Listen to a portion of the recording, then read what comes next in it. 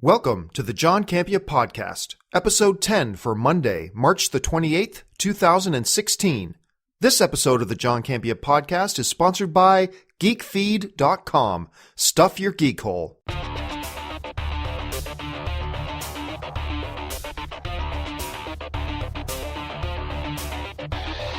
Hey guys, and thanks for joining me today. On this episode, we're going to talk about Batman vs. Superman breaking all kinds of box office records. What does and what doesn't that mean? We're going to talk about this little service called Sling TV that's been around for a little while, this new TV show Lucifer that I just started watching, the screening room, and a whole bunch more. So sit back, relax. The John Campea Podcast starts right now. Well, hey there, guys, and welcome to the show on this Monday. Haven't had a show up since last Tuesday. That week, man, got busy. And as you know, there's no regular schedule for the John Campea Podcast. I just basically put these up when I can. And just last week got crazy. We had a whole lot of stuff going on with work, and also we had Wondercon coming up. Whole bunch of things to talk about. Now, look, I said right off the beginning, the main gist of this particular episode, I guess, is going to be all these box office records that Batman vs. Superman is now breaking. What does it mean? What doesn't it mean? And all that kind of stuff. But before we get to that, a couple things. First of all, want to thank everybody who came out to see us at Wondercon. First of all, to all you guys who came out to our Heroes panel, me and John Schnepp, Umberto Gonzalez, that's El Mayimbe, Robert Meyer Burnett, Chris Gore, and myself. Did the Heroes panel at WonderCon. Thank you to all of you who came out, and a special thank you to all of you guys who came out to the Movie Talk meet and greet at the Lux Hotel there in downtown Los Angeles. It was great turnout. It was great meeting all of you guys. Had a lot of pictures taken, but it was a good time had by all. I got to see some people from close to my hometown. Had one dude there from Buffalo, which was cool to see. Meeting people who has come to meet us in San Diego a couple times. It was just a really, really good time. And I want to thank all you guys who came out and joined us for that. Now, before we get into the show, though, I usually ask this at the end of the show, but I asked this up top this time. Number one, make sure you're following me on social media. You follow me on Facebook and on Twitter. Those are the two main places to follow me. But you can also follow me on Instagram. I put up some pictures there. And of course, subscribe to my YouTube channel, and all of it, Facebook, Twitter, Instagram, YouTube, all of it is at John Campea. That's where you can get me. I'm just John Campea on all those things. And if you enjoy this podcast, which I'm hoping you do since you're wasting your time listening to it, if you enjoy this podcast, do me a favor. Even if you don't use iTunes as your podcast, app of choice, do me a favor and look up the John Campea Podcast on iTunes, and especially if you do use iTunes to listen to this show, and make sure you rate this podcast and comment on it. It helps me out a great deal. So if you like this show, do me a favor and go on in there and support it that way. So, new week here, lots of big stuff coming up this week, but oh my goodness. Obviously, we got to talk about Batman versus Superman, right? We got to talk about Batman versus Superman. So the movie comes out, and as of was it Tuesday or Wednesday or Thursday, whatever the last time I did the podcast was, at the time, the critic ratings on Rotten Tomatoes were sitting at around 41%. So that's where it was. And I told people, everybody's saying, oh my gosh, the sky is falling. All the critics hate it. And I said at the time, look, not all the critics hate it. 4 out of 10 or 41 out of 100 does not mean all the critics hate it. When, 4 out of 10 or 41 out of 100 of the critics do like it, you can't say all the critics hate it. And I made a point that I've been saying for years. When it comes to Rotten Tomatoes and ratings on Rotten Tomatoes, anything between a 40% and a 60% is basically a coin toss. In poker, for those of you who play poker, and I play a lot of poker. In poker, when you get two guys go all in, and one of them has a pocket pair, and one of them has two overcards, yes, the guy with the pocket pair has a slight statistical advantage. But the guy with the two overcards is close enough that in poker, they call that situation a coin toss. Yes, there's a slight statistical advantage to the guy with the pocket pair, but in poker, they just basically call that a coin toss because it could really go either way. So I've said for a long time, when it comes to Rotten Tomatoes and Rotten Tomato ratings and stuff like that, when you have a situation where the critic ratings are anywhere between 40 and 60%, 10% under 50 or 10% over 50, you basically call that a split. I mean, yes, you'd rather be on the positive side of the split, but basically that means, look, roughly half the critics, maybe a little bit more, maybe a little bit less, but roughly half the critics like it and roughly half the critics don't.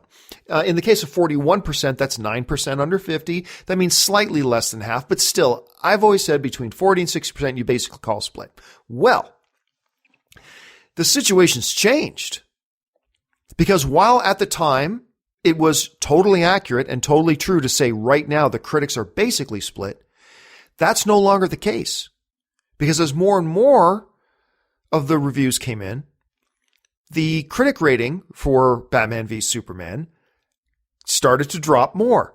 It dropped down to 40, then it dropped down to 38, then it dropped down to 36, then it dropped down to 35, then down to 32. And now, as of the recording of this podcast, Batman v Superman sits at 29%. Now, I still don't think that's the end of the world because that still means, 10 critics go into a screening of it. 3 of them came out liking it, 7 of them didn't. But let's call a spade and call it like it is. Basically speaking, the majority of the critics did not like Batman versus Superman. And that's unfortunate. It still has a half decent fan rating. The last time I checked, the cinema score for it was an A-. It was hovering between A- and B+, somewhere around there. So, I mean, the audience seems to like it, but the critics do not. And certainly not all the audience like it either. I mean, yeah, a lot of the audience do like it, but some people are out there saying, oh man, the critics the fans love it and the critics hate it. Well, some of the critics, hate it, but you can't say all the fans like it either. Because as of right now, on Rotten Tomatoes, the movie Batman vs. Superman has a 29%, but it's only got a 73% fan rating. Now, 73%, I mean, that means the big majority of fans do like it, but not everybody. Because that still means 27% of the audience didn't like it. So I don't think it's, tragic numbers to have a 29%. It's bad though. Call a spade, it's bad. But it's also not huge, overwhelming positive on the audience side either. It's good. Make no mistake. It's good. A 73% is good. But, it's not like 95% or anything like that. But still, huge discrepancy. There's almost a 50% discrepancy. It's about a 45% discrepancy, 46% to 44% discrepancy between the critic rating and the fan rating and all that kind of stuff. So anyway, now we get down to the nitty gritty. The opening weekend has now come and gone. Now don't worry, I know a lot of you are still planning on seeing Batman vs. Superman and you haven't had a chance to see it yet. So you're sitting there hoping I don't give any spoilers, and I'm not. I'm not going to give any spoilers for Batman v Superman. We're just going to talk a little bit about the box office results here. And how does that correlate with the critic numbers we're seeing and the fan numbers that we're seeing? What does these numbers mean? Well, the opening weekend numbers are in. Now, these are still the estimates. We know in about 24 to 48 hours we'll get the final totals, but more times than not, the estimates hold up. So the estimates give it that Batman v Superman Dawn of Justice made $170 million in the North American box office. Let's put that in perspective. That shatters several records. Number one, it breaks the record for the largest opening in March in history. That record used to be held by The Hunger Games at $152 million, smashes that record with $170. It also sets the new record for the largest Easter weekend opening. That record was held by Fast and the Furious 7 with $147 million. Batman v Superman now holds that. It holds the record also, and this is significant, with $170 million opening weekend. That makes Batman vs. Superman the largest opening weekend for any Warner Brothers film in history. Now, think about that for a second. Think about all the films that Warner Brothers has put out. The long, celebrated, storied history of WB. Batman vs. Superman is now the single largest opening ever for that studio. Yes, even more than Harry Potter and the Deathly Hallows Part 2. That was the biggest single opening weekend ever for Warner Brothers at $169.1 million. So it's really, really close. But Batman vs. Superman beat that, and a bigger opening than The Dark Knight Rises. For the biggest DC opening in Warner Brothers history, The Dark Knight Rises made $160.8 million on its opening weekend. And now Batman vs. Superman has shattered that. So all in all, a pretty good weekend for Batman vs. Superman. It's got 73% critic rating on Rotten, or fan rating, I should say, 73% fan rating on Rotten Tomatoes, makes $170 million. Now, also had a very good international opening weekend. It made 424.1 worldwide on its opening weekend. Now, I don't talk a lot about worldwide numbers on opening weekend.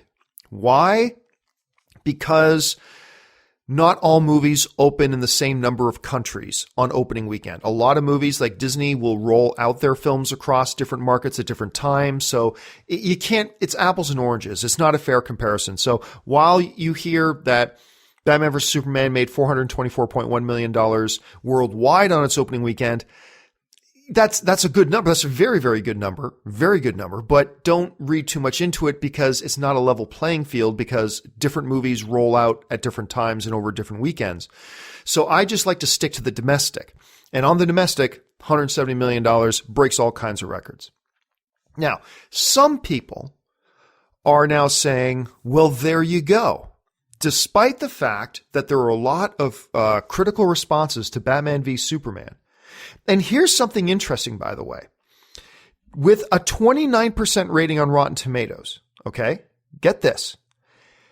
Every film in history that has opened at $150 million or higher on its opening weekend, and there hasn't been a ton of them, but every single movie that has opened with $150 million or higher domestically on its opening weekend, every single one of them have been at least at 63% on Rotten Tomatoes or higher. Every film that's opened to at least $150 million has had at least a 63% on Rotten Tomatoes.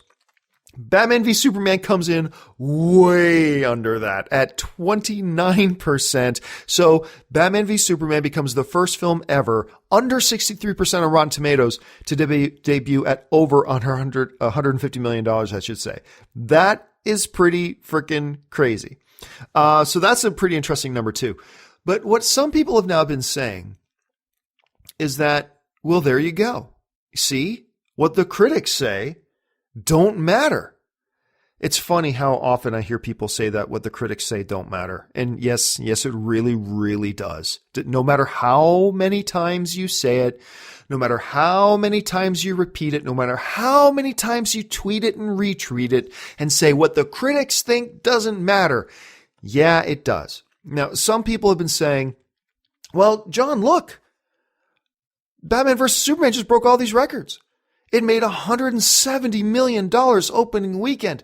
Clearly, that means that all the negative criticism that it's been getting from critics and some fans means that none of that mattered. Well, only if you're short-sighted. Because look at the big picture.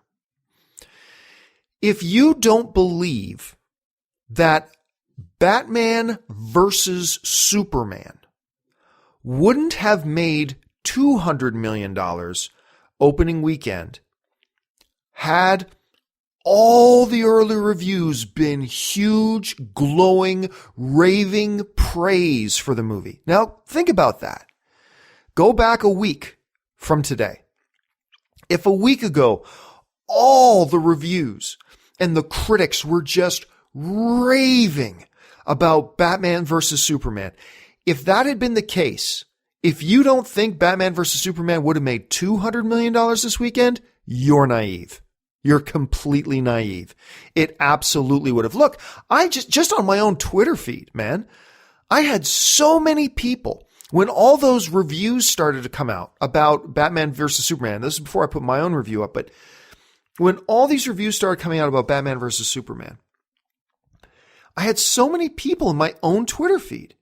A lot of you guys who follow me there, and there's nothing wrong with this. There's nothing wrong with this at all. But a lot of you guys who follow me on Twitter were tweeting out to me on Twitter, man, I'm really discouraged seeing these critic numbers, now I'm not so sure I'm going to go get in the big long lineups for Batman v Superman this weekend. Like, I saw a lot of people tweet, and I'll guarantee you guys saw a lot of people tweeting that stuff too. So don't for a second be naive enough to think what the critics said had nothing to do with it. Look, if the critic reviews had started coming out, and let's say it was more modest, yeah, Batman vs Superman's pretty good. It's not great, it's pretty good. Batman v Superman, instead of making 170 this weekend, it would have made 185. And if the reviews had all come up and everybody was raving about how awesome the movie is, a movie titled Batman vs Superman, that movie makes $200 million opening weekend. There's just no ifs, ands, or buts about it. That's just the way it is. You know that that's the way it is. So don't think for a second that what the critics say has no impact. It absolutely does. And don't think for a second that Warner Brothers isn't stressing out over that, 70 or that $30 million they missed out on. They absolutely are losing sleep over those $30 million. I mean, they're happy. They're happy. Absolutely. They're absolutely happy for making $170 million opening weekend. Absolutely they are. But they're also losing sleep over what could have been, because they know that this movie would have made over $200 million. And then moving forward, how much of a drop does it take in week 2? Now, look, any movie that makes over $150 million opening weekend, you have to expect a fairly large drop off in week 2, because to make $150 million, to make $170 million, to make $200 million on opening weekend, what does that mean? It means almost everybody went out to see it opening weekend. That means there's not as many people left who were waiting for the second weekend to go see it. So don't be too discouraged. Like, if Batman vs Superman has a 60% drop from week 1 to week 2, that's actually not bad. Now, normally you don't want to see a 60% drop, but for a movie that makes over $150 million, or like 160, 170 in this case, you have to expect a higher percentage drop off from week 1 to week 2. So nobody should panic, and nobody should read too much into it if you see Batman vs Superman has a 55% drop or a 60% drop, because that's kind of par for the course. But, I mean, if Batman vs Superman goes into week 2, it makes $170 million this weekend. Let's say it makes $60 million next weekend, or whatever. Let's say it takes a 70% drop. That's not so good. Then that's not so good. But yeah, what the critics had to say did affect it this weekend, because we all know it had a shot at making $200 million, and we know that it would have hit that $200 million had the reviews all been really positive. Look, and as for me, I've now seen the film 3 times. I was going to go see it a 4th time the other night, but something else came up. I have now seen Batman vs Superman 3 times. And you remember after my first screening of Batman vs Superman, I gave it an 8 out of 10. After my second screening of Batman vs Superman, I adjusted my rating down to 7.5, because the things I didn't like about the movie stood out a little bit more. But for me to give a movie 7.5 is still pretty damn good. Then I saw it a 3rd time, and yeah, it stays solid 7.5. So that's going to end up being my final score for Batman v Superman is 7.5. I really had a good time watching it. I have continued to have a really good time watching it. I think it is a fun, even though it is a darker film, it's a very dark film, but I still find it to be very fun. I had a lot of fun at the theater watching it all 3 times. Entertaining movie that really goes out of its way to give a lot of fan service to the hardcore fans. Because look, not everybody knows what Injustice Gods Among Us are. Or is. But for those of us who do know what Injustice Gods Among Us is, we saw that nightmare scene, and we saw, almost give away a spoiler, but you know what I'm talking about. We saw a couple of scenes in this movie that made us go, we know where that's from, or what that's taking its influence from. Not a lot of people know who Darkseid is, but for those people who do, it meant a lot to them, because they knew exactly what they were then talking about on screen. So I still contend that Batman vs. Superman is a good film that I enjoyed and had a good time at. And at the same time, I'm not a blind fanboy. I acknowledge that the movie has its problems. It's terribly edited. It's just absolutely terribly edited. Also the flow of the story was very disjointed. For example, there's this scene, like you all know, this isn't a spoiler because you all saw in the trailer, you know at some point Bruce Wayne goes to a Lex Luthor party, okay? You all know that because it's in the trailer. Well, and you also know that in the trailer is a scene where Ben Affleck is standing there looking really intense, staring at the Batman cowl. And then he sees that Robin outfit that says, ha ha ha, Batman, the joke's on you. That's all in the trailer. Well, as an example of really bad story flow, like they went from the scene of Alfred telling Bruce, for those of you who saw the movie, you know what I'm talking about, Alfred telling Bruce that he's invited to this Lex Luthor party. And then for some inexplicable reason, it does this very jarring cut to just Ben Affleck then in the Batcave staring at the Batcowl. How did that have anything to do with anything? It was a poor choice. Now that's just one example, but there are a lot of examples of that throughout Batman versus Superman. The movie, the story flow problems and the editing problems are brutal. But what I have always said, and I continue to say after seeing the film as many times as I have, is that, yup, those are negatives, but to me personally, the positives of the film, and there's a bunch of positives, to me, the positives of the film really outweigh the negative. And if you're a fan of the DC Cinematic Universe, here's the good news. I mentioned this at the Heroes panel the other day. If you're a fan of the DC Cinematic Universe, here's the good news. Those problems I mentioned, hacky editing, disjointed story flow, that sort of stuff, easy fix. Those problems are easy fixes. If the problem with Batman versus Superman was Ben Affleck was a bad Batman, that's a very, very difficult fix. But like the editing and story flow problems, you can fix those moving forward. Moving forward, you can fix those. And look, even 95% of people who didn't like, whether they're critics or fans, 95% of the people who didn't like Batman versus Superman are all acknowledging Ben Affleck is an amazing Batman. He's terrific as Batman.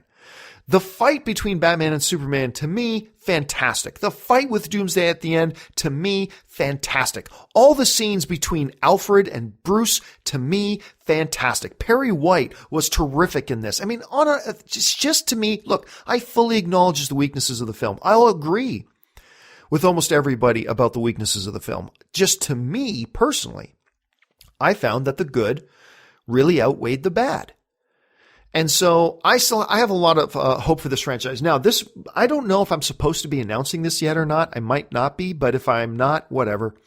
Tomorrow night, that's Tuesday night at 4 p.m., I'm going to be on Movie Fights. And I'm going to be debating and battling over the issue of Batman versus Superman. I will be battling and arguing on the side for Batman versus Superman. Andy Signor is going to be arguing on the anti-Batman versus Superman side.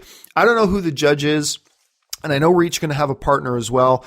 So you maybe, if you might have heard of it by now, but I don't know. But anyway, now you do. I'm going to be on Movie Fights on Tuesday arguing Batman versus Superman. So that should be a lot of fun. I hope you guys will join me and cheer me on as I make my first appearance actually on Movie Fights, because they tried to have me on before, but scheduling worked out. But now I have a more open schedule and I'm able to go and do that. So I'm looking forward to that. All right, so that's everything about the Batman versus Superman stuff. Listen, I want to talk about this other thing too. I'm a tech head. I love new technology. I love new apps, and especially when it comes to entertainment technology. There's this new app called, it's relatively new. It's actually been around for a little while. I've been a subscriber for a while. There's this new service called Sling TV. Now, if the name Sling sounds familiar to you, for years now, this thing has been around called the Sling Box. And what the Sling Box is, it's this physical box that you go to one of whether it's your house or somebody else's house, you go to your house and you plug your cable service into this box.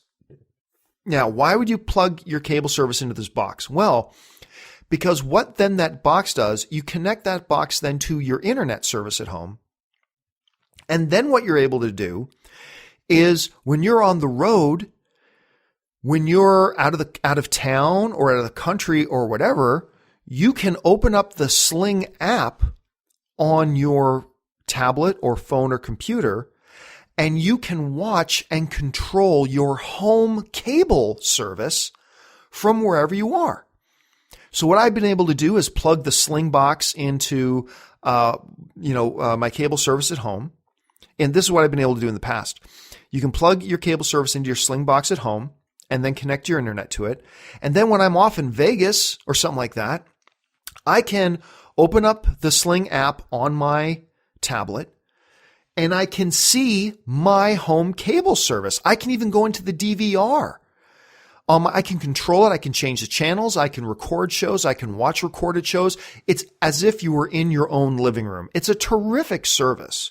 And I highly recommend it if you want to look into it. Now, the same company, Sling, put out a new service, and I can't remember how many months ago this is. It could be 3 months ago, it could be 6 months ago, whatever. But they put out a new service called Sling TV.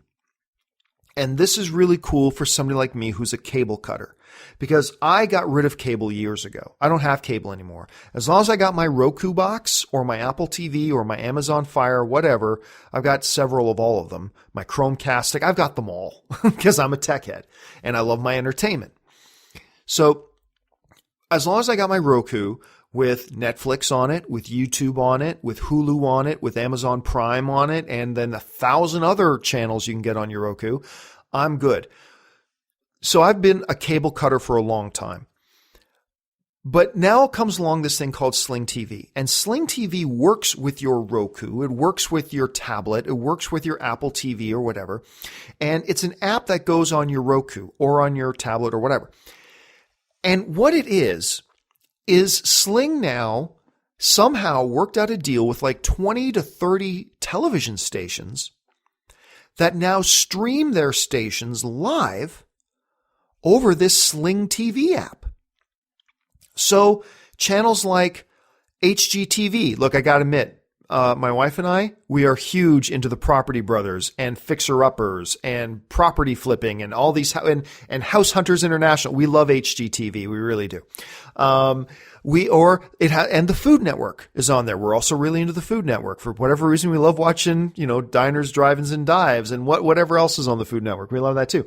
So you got stations like HGTV, the Food Network, AMC, the History Channel, the History Channel 2, TBS, CNN, ESPN and ESPN2. And like I said, about 20 or 30 channels are on it. So what happens is you open up this app on your Roku and you see a list of all the stations and what shows are on right now. And you can even go back. Like if you missed a show, let's say you open up the History Channel because you like watching Pawn Stars. And you see, oh, I missed it. Pawn Stars was on 2 hours ago. That's fine. You can still go back and watch. I don't know how far back you can go, like 24 hours, and watch it even if you missed it. You can just go back in the timeline and watch it right there. It's a great service, and it's only like $19 a month. So when you're somebody like me, who I was sick and tired of the cable company, I was sick and tired of paying for stations, like hundreds of stations that I would never watch, and all that kind of stuff. I became a cable cutter, got my Roku, I got my Hulu service and my Netflix service, and now I got Sling TV. Those are the three things I pay for, and I get everything that I want. I get absolutely everything that I want. I am so happy with this service. And no, they are not a sponsor of this show, and no, they are not paying me a dime. But I just want to share with you guys something that has been a really cool addition to my entertainment life, and that is Sling TV. Go check it out and see if it might be for you, because I know for me, it has been really handy, really useful, and I've really enjoyed it. So once again, the app's called Sling TV. Go check it out. All right, we're going to talk next about a new show I started watching. But before I do, it's time for us to take a brief break to take a word from our sponsor. This episode of the John Campea Podcast is sponsored by GeekFeed.com, the world's greatest dedicated geek news feed, providing you with fresh, juicy, up-to-the-minute breaking news and shareable content on all things geek. It's the place to get your geek fix. They eat, sleep, nothing but geek, scouring the interweb to serve up some seriously tasty geek nuggets. So get ready to cram every orifice with the very latest from the world of comics, games, TV, and movies. Chow down on the funniest vines and memes, Feast your eyes on the latest trailers, posters, and fan art. Stuff your geek cake hole full of... Okay, you get the idea. Remember, connect with geekfeed.com on all social media by visiting them at geekfeed.com. That's at geekfeed.com across all social media platforms. And we here at the John Campea Podcast thank geekfeed.com for their support. All right, well, one of the great things, I was mentioning that I'm a cable cutter and I use Hulu a lot. One of the great things about Hulu is finding shows that you're late to the party to. In this case, there's a new show that Fox put out called Lucifer. And the way the marketing for Lucifer looked, the basic idea, I know it's based on a comic series as well. I admit it's a comic series I never read, but it's based on a comic series. But the idea was that the devil has come to Los Angeles on a vacation. And I'll be honest with you, the marketing did nothing to entice me at all. Like nothing about it enticed me. I was not interested in this show whatsoever. It didn't look funny. It didn't look appealing, whatever. Now fast forward, the show's now been on for about 10, 11, 12, I'm not sure how many episodes it's been on for. It's been on for a while. But I had Anne, well, a friend of mine and Anne told me, hey, I started watching this Lucifer show and it's pretty good. And she was a few episodes in. So the other day I had a couple hours to kill because one of my meetings had to cancel. So I'm at home. It's like, okay, I'm going to pop on Hulu. This is the great thing about Hulu. And I'm going to open up Lucifer and go to episode 1. And I watched it and I liked it. And then I watched episode 2 and episode 3. And by episode 3, I was completely hooked. Now I'm 4 episodes in now. I still have a whole bunch to catch up. So, like I said, I've only watched 4 episodes, but I am completely hooked on this show now. Now, I'll tell you right now, maybe the only reason I love this show so much so quickly is the guy who plays the devil. He's an actor by the name of Tom Ellis. And I'll tell you, I've never seen this Tom Ellis guy in anything before. Like, I've never seen a single thing that this guy has been in. But he plays Lucifer.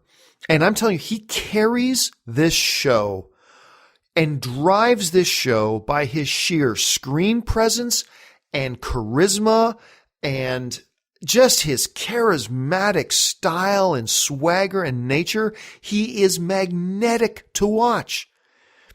And he says the coolest stuff, so there's some very clever writing in it as well, especially for the character of Lucifer. He's just, you love every moment that he's on screen. Now, when I think about the show, and I think about the show and the parts of the show where he's not in it, then I'm not such a big fan. Like the lead girl in the show who plays this detective, I've never personally seen her in anything, but I know she was a regular on that show, Chicago Fire. I think that's what it is. I've never watched Chicago Fire. I don't care to watch it, but I guess she was or is a regular. I don't know, but she was a regular on that for a while, and she's okay. Actually, she's okay on the show. She plays a detective, and she also has a little girl, a little daughter, who might be the most adorable little girl I've ever seen on television. Anyway, the story points are okay, and it's fine. It's kind of procedural, kind of, episodic, kind of ongoing all at the same time. But I'm telling you, this guy, this Tom Ellis dude playing this character is just outrageously entertaining to watch. It's funny. It's not nearly as dark of a show as you might think, considering the show is called Lucifer. It's not. It's actually very charming and very witty and very funny. Maybe it goes in a different direction because like maybe some of you are listening to this and you do watch Lucifer and you're on episode 7 or 8 or 9 or whatever. And you're going, no, John, it actually turns really dark. Okay, that's fine. I'm only on episode 4. And all I can tell you is for episode 4, it's just charming and witty and funny, and I'm really enjoying it. As a matter of fact, when I'm done this podcast, I'm probably going to go out and watch another episode because I've just been excited all weekend to just have some free time where I can sit down and watch another episode of Lucifer because I'm really hooked on it. And like I said, this is one of the great things about Hulu is discovering these shows that you're late to the party on, because now instead of me having to wait an entire week to watch a new episode, I've got like 8 episodes waiting for me that I can just start firing off. So I'm super excited about that. So listen, I highly encourage you, if you have not checked it out already, give Lucifer a shot. Now, I don't think this is a show that's for everybody per se, but It's worked for me. Most of the people I've talked to who have given it a shot really enjoy it. So if you're like me and you just thought the marketing for it looked bad and you didn't want to bother trying it, I don't blame you. But if you've got some spare time and if you've got Hulu, I would suggest giving it a whirl. Give it a whirl and see what you think. That would be kind of cool. Okay. Anyway, every week on the John Campea Podcast, or every episode on the John Campea Podcast, I should say, I like to take a little time and take some of your questions via Twitter. How do you get a Twitter question to me? It's simple. Send out a tweet and include the hashtag TJCP, the John Campea Podcast. So just send out a tweet, include the hashtag TJCP, and I will see those tweets, and I will pick out a few every episode to read here on the show, and I've got 4 of them lined up right now that I'm going to read today. A lot of people ask me about Batman versus Superman stuff. I'm going to take a couple of those and a couple others as well. So let's start with the first one. The first one comes from Scarface87, and Scarface87 asks, "Hey, John, do you have any plans to do a spoiler-filled review of Batman versus Superman?" Well, I'm not going to do a spoiler-filled review here on my podcast, mainly because I've already done a spoiler review with the Collider guys. So if you go to the Collider YouTube channel, it's Collider Videos is the YouTube channel. If you go there and look under the specials and editorials, I think it's called, you're going to see a Batman versus Superman, or under reviews, a Batman versus Superman spoiler review. Now, we have a regular review, but we also have a spoiler review. Look for the spoiler review one. It's me. I think it's me, Dennis, and John Schnepp. I think it's the 3 of us who do the spoiler one. We recorded it last week. But yeah, I won't be doing one on my normal channel here on my YouTube channel or on my podcast feed because I've already done one. Go check it out there. But thanks for asking. All right. This next question via Twitter comes to us from Jim Owens, SLL, so or two, whatever it is. Jim Owens writes, John, how is Luke such a powerful Jedi when normal Jedi start as kids, but he didn't get started until his 20s? Good question. Now, it's for those of you who don't know a lot about the Star Wars universe and stuff like that, Luke Skywalker is not only a Jedi. George Lucas said he's probably the most powerful Jedi to ever live. Now, none of the movies have ever said that Luke is the most powerful Jedi to ever live, but there's no reason to assume that George Lucas has gone back on that. Now, this is a very good question. If they're saying Luke Skywalker is the most powerful Jedi to ever live, and remember, they haven't said that in the movies yet, but let's just go with it for now. How? Considering what we learned in the prequels is that Jedi start from children. They start being trained as children, and Luke got started really, really late. Even Yoda said, no, he can't even start training. Too old is he to begin the training, is something that Yoda said about him. So how is he then like the most powerful dude ever? Genetics, bloodline. He is the offspring of Anakin Skywalker. I remember Ben Kenobi even said that the Emperor knew if Anakin had any offspring, they would be incredibly powerful in the Force. And sure enough, the offspring of Anakin Skywalker, because remember, Jedis didn't have kids. They were forbidden from having romantic relationships and having kids and attachments and things like that. So for all we know, Luke Skywalker is the first Jedi by birth that the universe has had in thousands of years. I mean, he could be the first dude who comes from a lineage of Force users. We don't know.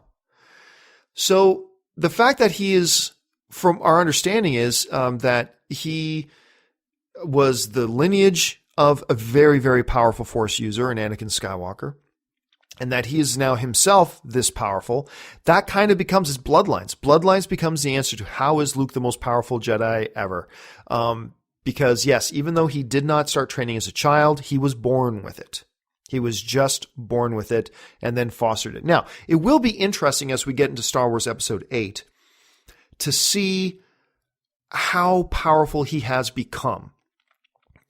So, because we simply don't know. How long did he train? How long did he continue to grow? How many Jedi artifacts did he find? How many holocrons did he come across to keep learning and growing? We don't know. Maybe Episode 8 will start giving us some of those answers, because Episode 7 gave us nothing. It didn't even give us any lines from Luke Skywalker, for heaven's sakes. But we'll see in episode 8, maybe some of those answers will start being revealed to us. All right, next question. This one comes from MickyBell. And MickyBell writes, John, Batman v Superman for me tried to do too much. Do you agree with me? And that there should have been solo Wonder Woman, Aquaman, Flash, Batman movies first? That's something that a lot of people have been saying for a long time. Not just since the movie came out, that what DC should have done is had a standalone, Aquaman movie and a standalone Flash movie and a standalone Wonder Woman movie and a standalone Batman movie and then do Justice League. And I completely disagree. I personally completely disagree. Yes, that's the way Marvel did it. And yes, that was the right way for Marvel to do it. And yes, it worked for Marvel. But just because that's the way Marvel did it, that doesn't mean that's the only way to do it. I actually always believe the opposite. I believe DC should do it the opposite. I honestly didn't know that anybody would really be interested in an Aquaman movie. So my thought has always been, and go back years on my shows, and you'll see that this is what I've been saying the whole time. I firmly believed, even before they announced Batman vs. Superman, that what DC should do is, after Man of Steel, do a Justice League movie. Do a Justice League movie that uses the popularity of Batman and Superman to introduce us to Wonder Woman, Aquaman, Flash, Cyborg, whoever else they were going to use in a Justice League movie. Leverage the popularity, the insane popularity of Batman and Superman to introduce us to those characters, and then let those characters go off and have their own solo films, because then I believe their solo films will do better than if you, I believe now an Aquaman movie will now do better than if you did an Aquaman movie before he was introduced in Batman vs. Superman, Dawn of Justice. Do you see what I'm saying? I believe that when Aquaman, the standalone movie, comes out, I believe it will do better because Aquaman was introduced already in Batman vs. Superman than it would have done if you put it out before a Batman vs. Superman. And I still believe that. And I do believe that was the right call. And for me personally, no, Batman vs. Superman didn't try to do too much. Look, if that's what you feel, that's cool. Film is subjective. Maybe that's the way it hit you. But the way it hit me was that amongst the problems with the film, it trying to do too much wasn't one of them. It could have done the things it was doing better, yes, but I do not think that one of the problems that it had was the fact that it was trying to do too much. It just didn't hit me that way, so I'll have to disagree with you on that. All right, here we go now into the last question of this episode, and this question comes from CBMovieTalk. And CBMovieTalk asks, John, what do you think about The Screening Room? You were going to talk about it on your podcast, but never did. Yeah, see, there's this new thing from, I think his name's Sean Parker, the dude who was behind Napster. And of course, you saw Sean Parker played by Justin Timberlake in The Social Network. There's this new proposal out there. And I was going to talk about it on my podcast last week or the week before, and I just skipped over it. But there's this new service being suggested that you've probably heard about called The Screening Room, where here's the basic idea, okay? The basic idea is that you can watch a brand new release movie that gets released in theaters this week. So let's say this past Friday. You could watch Batman vs. Superman at home or in the theater, but you could watch it at home for $50. Now, first you have to buy this device, and I don't know how much they would charge for the device, whether it's like $300 or $400, whatever. You'd have to have this device that's in your home. And then through this device, you can access brand new released movies that are brand new into theater that weekend for a premium fee, in this case, $50.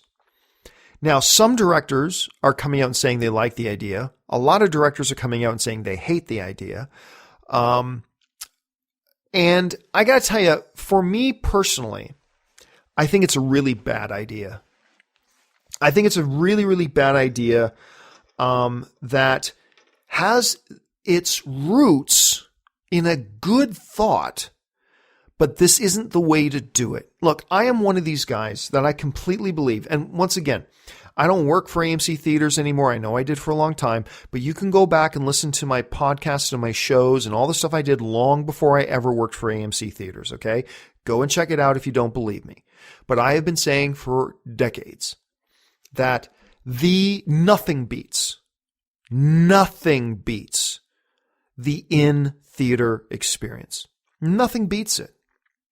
Now, there are problems sometimes. Every once in a while, you get some idiot that'll be on their phone. By the way, if you're one of those people who you pull out your phone, you text message, or you answer a call while you're in the theater, you're a fucking asshole. I just want to point that out right now. Feel free to unsubscribe to my podcast. Anyway, yeah, every once in a while you get one of those, but it doesn't matter. The way films are made to be enjoyed on the big screen with big sound. And you're talking to somebody who has a home theater system. You're talking to somebody who has a very good home theater system. I have a very good home theater system. Doesn't matter.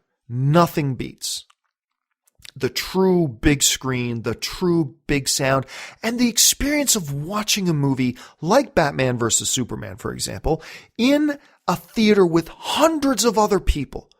Whether it's a Batman versus Superman or a comedy or a drama, when you get to laugh and gasp and be in shock or awe together with an audience, nothing beats the in-theater experience. Nothing. Nothing comes close. And you've heard me reference a study, but a study was done a while ago too that showed that, as people are saying, oh, with the advent of home theater systems, people will stop going to theaters. Actually, as it turns out, people with the best home theater systems tend to go to movies more than people without home theater systems. And that may sound surprising, but really it's not, because the people with home theater systems, they're the people who appreciate having the best experience with the movie as possible. And nothing beats an in-theater experience. So while I have a great home theater setup for myself, I'm somebody who appreciates big screen, big sound, and nothing beats a movie theater. And that's just the way movies are meant to be seen. Look, I love Avengers. I love Avengers now. I can watch Avengers at home and have a really good time watching it.